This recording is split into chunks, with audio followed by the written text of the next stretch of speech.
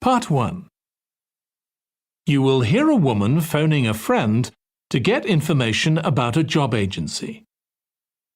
First, you have some time to look at questions 1 to 5.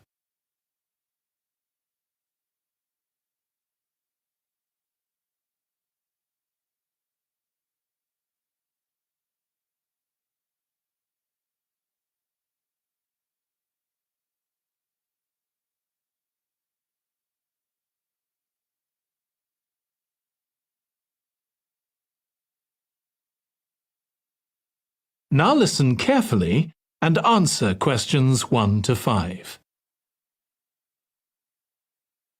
Hello, William. This is Amber. You said to phone if I wanted to get more information about the job agency you mentioned. Is now a good time?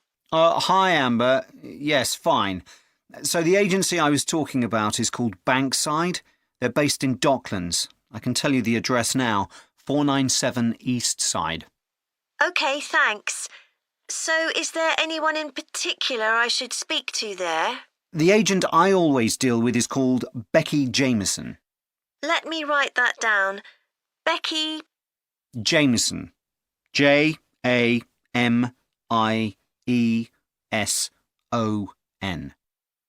Do you have her direct line? Yes, it's in my contacts somewhere. Right, here we are. 07866 510 333. I wouldn't call her until the afternoon if I were you. She's always really busy in the morning trying to fill last-minute vacancies. She's really helpful and friendly, so I'm sure it would be worth getting in touch with her for an informal chat. It's mainly clerical and admin jobs they deal with, isn't it? That's right. I know you're hoping to find a full-time job in the media eventually, but Becky mostly recruits temporary staff for the finance sector, which will look good on your CV and generally pays better too. Yeah, I'm just a bit worried because I don't have much office experience. I wouldn't worry. They'll probably start you as a receptionist or something like that. So what's important for that kind of job isn't so much having business skills or knowing lots of different computer systems. It's communication that really matters, so you'd be fine there. And you'll pick up office skills really quickly on the job. It's not that complicated. OK, good. So how long do people generally need temporary staff for? It would be great if I could get something lasting at least a month. That shouldn't be too difficult. But you're more likely to be offered something for a week at first, which might get extended. It's unusual to be sent somewhere for just a day or two. Right. I've heard the pay isn't too bad. Better than working in a shop or a restaurant. Oh, yes, definitely. The hourly rate is about £10, $11 if you're lucky. That's pretty good. I was only expecting to get £8 or £9 an hour. Before you hear the rest of the conversation, you have some time to look at questions 6 to 10.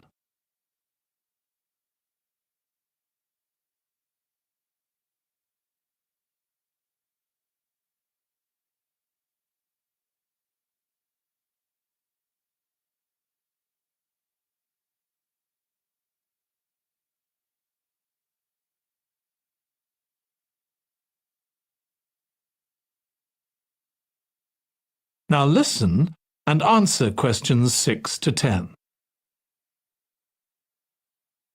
Do you want me to tell you anything about the registration process? Yes, please. I know you have to have an interview. The interview usually takes about an hour, and you should arrange that about a week in advance. I suppose I should dress smartly if it's for office work. I can probably borrow a suit from Mum. Good idea. It's better to look too smart than too casual. Will I need to bring copies of my exam certificates or anything like that? No, they don't need to see those, I don't think. What about my passport? Oh, yes, they will ask to see that. OK. I wouldn't get stressed about the interview, though. It's just a chance for them to build a relationship with you, so they can try and match you to a job which you'll like.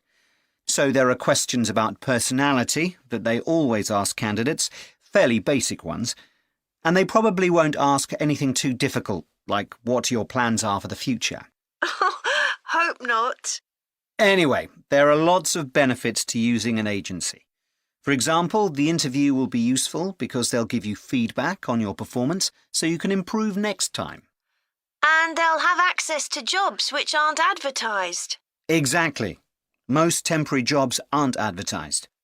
And I expect finding a temporary job this way takes a lot less time. It's much easier than ringing up individual companies. Yes, indeed. Well, I think I've covered everything. That is the end of Part 1. You now have 1 minute to check your answers to Part 1. Part 2. You will hear a woman giving a presentation about a holiday on an island in Britain that her company organises. First, you have some time to look at questions 11 to 14.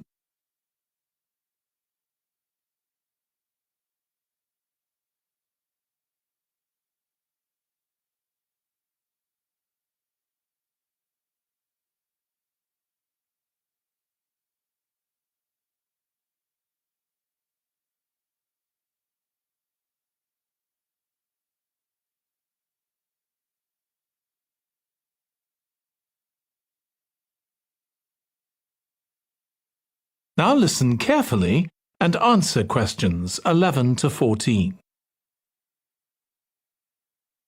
Good morning. My name's Erica Matthews, and I'm the owner of Matthews Island Holidays, a company set up by my parents. Thank you for coming to this presentation, in which I hope to interest you in what we have to offer. We're a small family-run company, and we believe in the importance of the personal touch. So we don't aim to compete with other companies on the number of customers.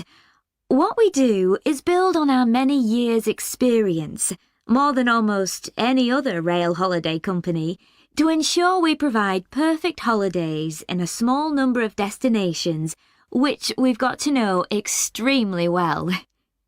I'll start with our 6-day Isle of Man holiday. This is a fascinating island in the Irish Sea, with Wales to the south, England to the east, Scotland to the north, and Northern Ireland to the west. Our holiday starts in Heysham, where your tour manager will meet you. Then you'll travel by ferry to the Isle of Man. Some people prefer to fly from Luton instead, and another popular option is to go by train to Liverpool and take a ferry from there. You have 5 nights in the hotel, and the price covers 5 breakfasts and dinners and lunch on the 3 days when there are organised trips. Day 4 is free, and most people have lunch in a cafe or restaurant in Douglas. The price of the holiday includes the ferry to the Isle of Man, all travel on the island, the hotel, and the meals I've mentioned. Incidentally, we try to make booking our holidays as simple and fair as possible, so unlike with many companies, the price is the same whether you book 6 months in advance or at the last minute, and there's no supplement for single rooms in hotels.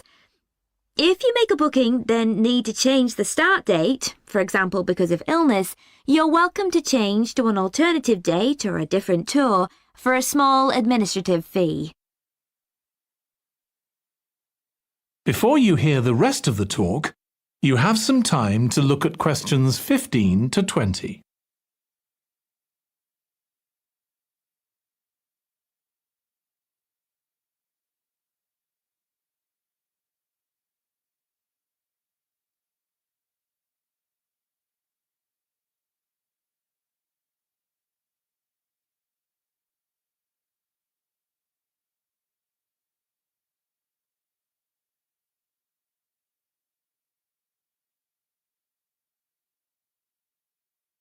Now listen and answer questions 15 to 20. Okay, so what does the holiday consist of? Well, on day 1, you'll arrive in time for a short introduction by your tour manager, followed by dinner in the hotel. The dining room looks out at the river, close to where it flows into the harbour, and there's usually plenty of activity going on. On day 2, you'll take the coach to the small town of Peel, on the way calling in at the Tynwald exhibition. The Isle of Man isn't part of the United Kingdom, and it has its own parliament called Tynwald. It's claimed that this is the world's oldest parliament that's still functioning, and that it dates back to 979. However, the earliest surviving reference to it is from 1422, so perhaps it isn't quite as old as it claims. Day 3, we have a trip to the mountain Snaefell.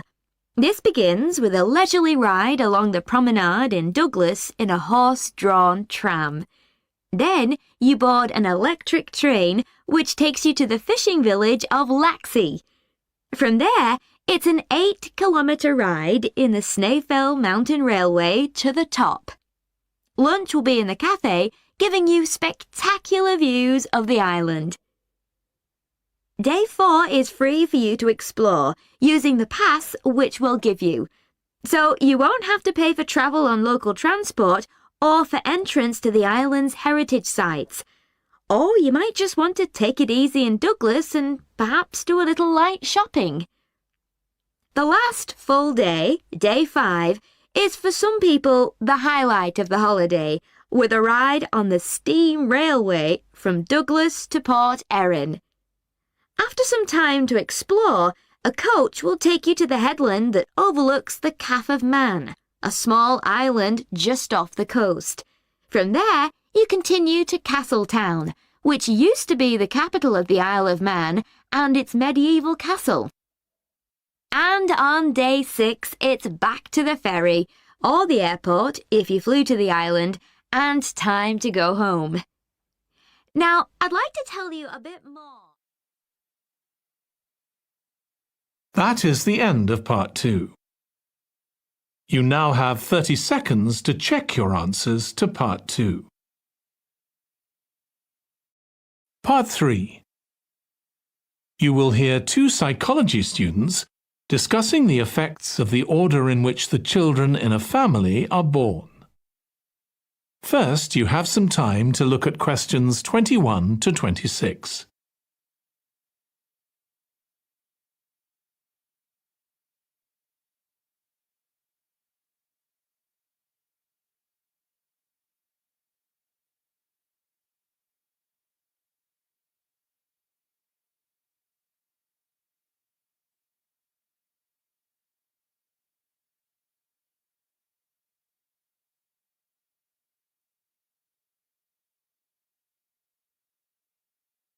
Now listen carefully and answer questions 21 to 26. Ed, how are you getting on with the reading for our presentation next week? Well, OK, Ruth, but there's so much of it. I know. I hadn't realised birth order was such a popular area of research. But the stuff on birth order and personality is mostly unreliable. From what I've been reading, a lot of the claims about how your position in the family determines certain personality traits are just stereotypes, with no robust evidence to support them. OK, but that's an interesting point.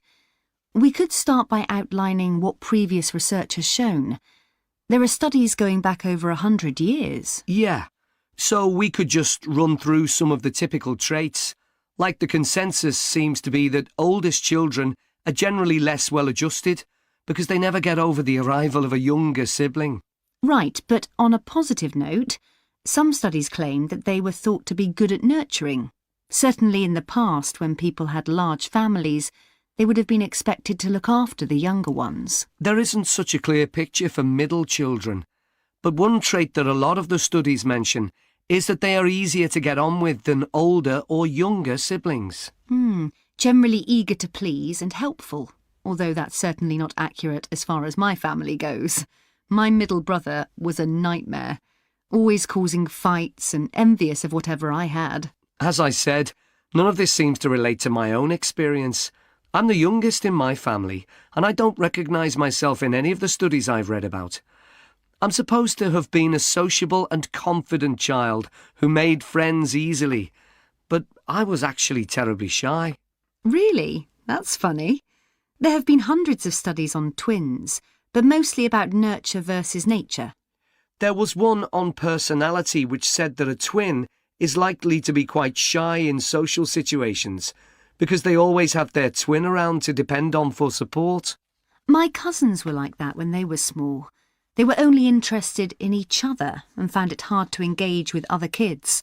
They're fine now, though. Only children have had a really bad press. A lot of studies have branded them as loners who think the world revolves around them because they've never had to fight for their parents' attention. That does seem a bit harsh. One category I hadn't considered before was children with much older siblings. A couple of studies mentioned that these children grow up more quickly and are expected to do basic things for themselves, like getting dressed. I can see how that might be true, although I expect they're sometimes the exact opposite, playing the baby role and clamouring for special treatment. Before you hear the rest of the discussion, you have some time to look at questions 27 to 30.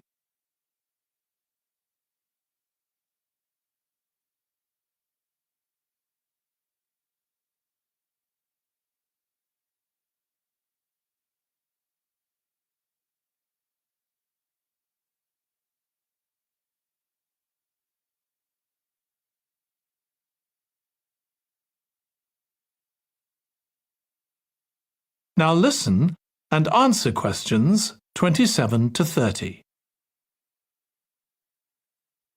What was the problem with most of these studies, do you think? I think it was because, in a lot of cases, data was collected from only one sibling per family, who rated him or herself and his or her siblings at the same time. Some of the old research into the relationship between birth order and academic achievement has been proved to be accurate, though. Performances in intelligence tests decline slightly from the eldest child to his or her younger siblings. This has been proved in lots of recent studies. Yes, although what many of them didn't take into consideration was family size. The more siblings there are, the likelier the family is to have a low socio-economic status, which can also account for differences between siblings in academic performance. The oldest boy might be given more opportunities than his younger sisters, for example. Exactly. But the main reason for the marginally higher academic performance of oldest children is quite surprising, I think. It's not only that they benefit intellectually from extra attention at a young age, which is what I would have expected. It's that they benefit from being teachers for their younger siblings by verbalising processes. Right. And this gives them status and confidence, which again contributes in a small way to better performance. So, would you say sibling rivalry has been a useful thing for you? I think so. My younger brother was incredibly annoying, and we fought a lot. But I think this has made me a stronger person. I know how to defend myself. We had some terrible arguments, and I would have died rather than apologise to him. But we had to put up with each other, and most of the time we coexisted amicably enough. Yes, my situation was pretty similar. But I don't think having two older brothers made me any less selfish. I was never prepared to let my brothers use any of my stuff. That's perfectly normal, whereas sometimes... That is the end of part 3. You now have 30 seconds to check your answers to part 3.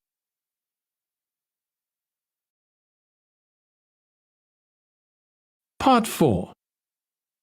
You will hear a student giving a presentation about a type of tree known as the eucalyptus, which is common in Australia. First, you have some time to look at questions 31 to 40.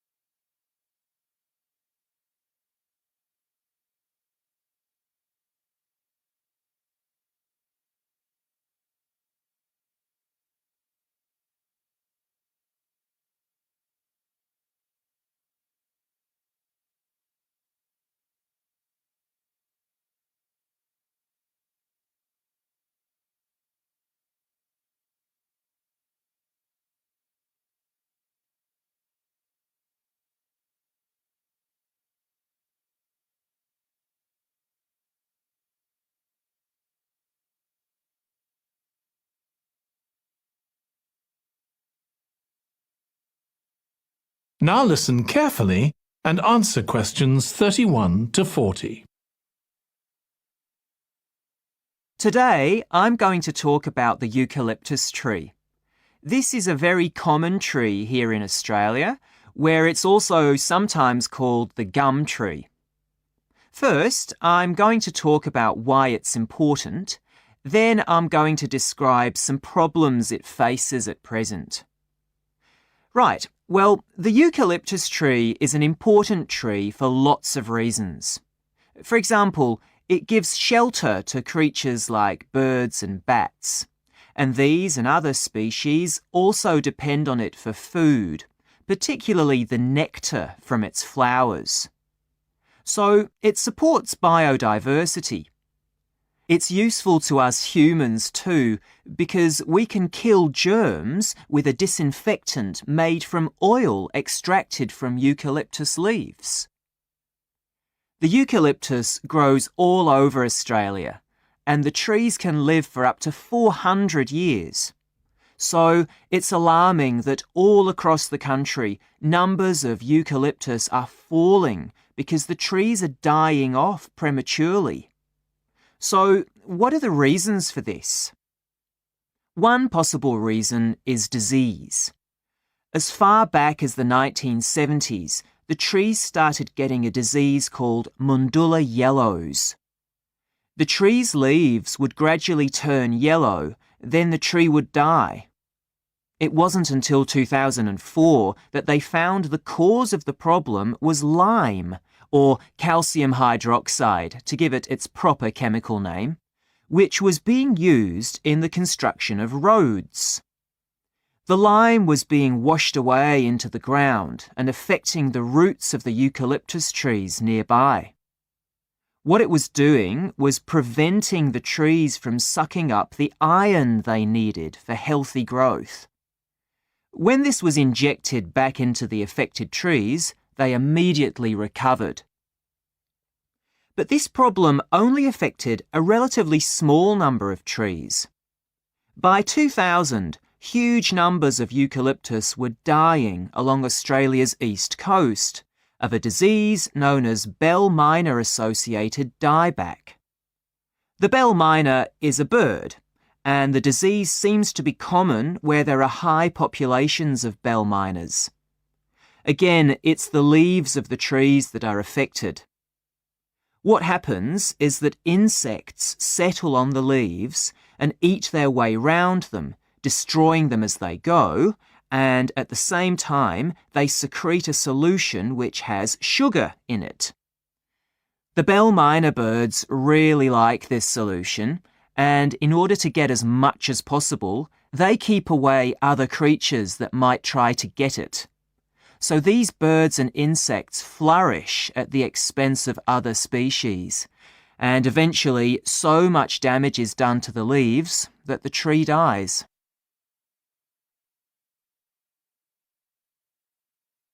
But experts say that trees can start looking sick before any sign of bell miner-associated dieback. So it looks as if the problem might have another explanation. One possibility is that it's to do with the huge bushfires that we have in Australia. A theory proposed over 40 years ago by ecologist William Jackson is that the frequency of bushfires in a particular region affects the type of vegetation that grows there. If there are very frequent bushfires in a region, this encourages grass to grow afterwards, while if the bushfires are rather less frequent, this results in the growth of eucalyptus forests. So why is this? Why do fairly frequent bushfires actually support the growth of eucalyptus? Well, one reason is that the fire stops the growth of other species which would consume water needed by eucalyptus trees. And there's another reason. If these other quick-growing species of bushes and plants are allowed to proliferate, they harm the eucalyptus in another way by affecting the composition of the soil and removing nutrients from it. So some bushfires are actually essential for the eucalyptus to survive as long as they are not too frequent. In fact, there's evidence that Australia's Indigenous people practiced regular burning of bushland for thousands of years before the arrival of the Europeans. But since Europeans arrived on the continent, the number of bushfires has been strictly controlled. Now, scientists believe that this reduced frequency of bushfires to low levels has led to what's known as dry rainforest, which seems an odd name as usually we associate tropical rainforest with wet conditions. And what's special about this type of rainforest? Well, unlike tropical rainforest, which is a rich ecosystem, this type of ecosystem is usually a simple one. It has very thick, dense vegetation, but not much variety of species. The vegetation provides lots of shade, so one species that does find it ideal is the bell myna bird, which builds its nests in the undergrowth there. But again, that's not helpful for the eucalyptus tree. That is the end of part 4. You now have 1 minute to check your answers to part 4.